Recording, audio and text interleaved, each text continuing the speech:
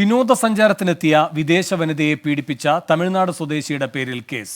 കോയമ്പത്തൂർ സ്വദേശി പ്രേംകുമാറിന്റെ പേരിലാണ് കുമളി പോലീസ് കേസെടുത്തത്. ചെക്കോസ്ലോവാക്യൻ യുവതിയാണ് പീഡിപ്പിക്കപ്പെട്ടത്. സാമൂഹിക മാധ്യമത്തിലൂടെയാണ് ഇരുവരും പരിചയപ്പെട്ടത്. രാഹുൽ വിജയൻ ഇടുക്കിയിൽ നിന്ന് കൂടുതൽ വിവരങ്ങളുമായി ചേരുന്നു. രാഹുൽ, എന്താണ് ഈ കേസിന്റെ വിശദാംശങ്ങൾ?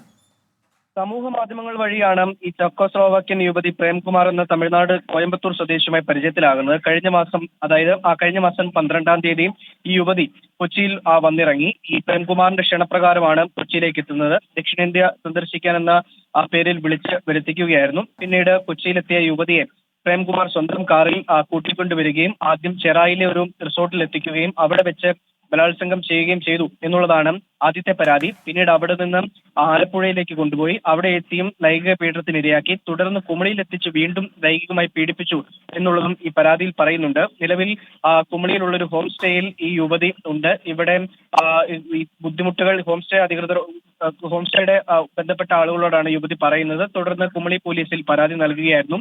മാത്രമല്ല, നാട്ടിൽ വന്നിറങ്ങിയപ്പോൾ ചെലവിനായി ഈ പ്രേംകുമാറിന്റെ കയ്യിൽ യുവതി 30,000 രൂപയും ഡോളറുകളും ഏൽപ്പിച്ചിട്ടുണ്ടായിരുന്നു. ആ തുകയുമായി പ്രേംകുമാർ കടന്നു കളയുകയായിരുന്നു. ഈ യുവതി എതിർത്തതിനെ തുടർന്ന്, പ്രശ്നമുണ്ടാക്കിയതിനെ തുടർന്ന് എന്തായാലും കുമളി പോലീസ് കേസെടുത്തു, അന്വേഷണം നടത്തി. ഈ പ്രതിയെ തമിഴ്നാട്ടിൽ നിന്ന് തന്നെ പിടികൂടിയിട്ടുണ്ട്. കുമളിയിൽ പോലീസ് സ്റ്റേഷനിലേക്ക് കൊണ്ടുവരികയാണ് എന്നുള്ളതാണ് അറിയാൻ കഴിയുന്നത്. എന്തായാലും വളരെ മോശമായ ഒരു നടപടിയാണ് ഒരു വിദേശ വനിതയോട് ഒരു ഇന്ത്യൻ പൗരൻ ചെയ്തിരിക്കുന്നത് എന്നുള്ളതാണ് ഏറ്റവും പ്രധാനപ്പെട്ട കാര്യം.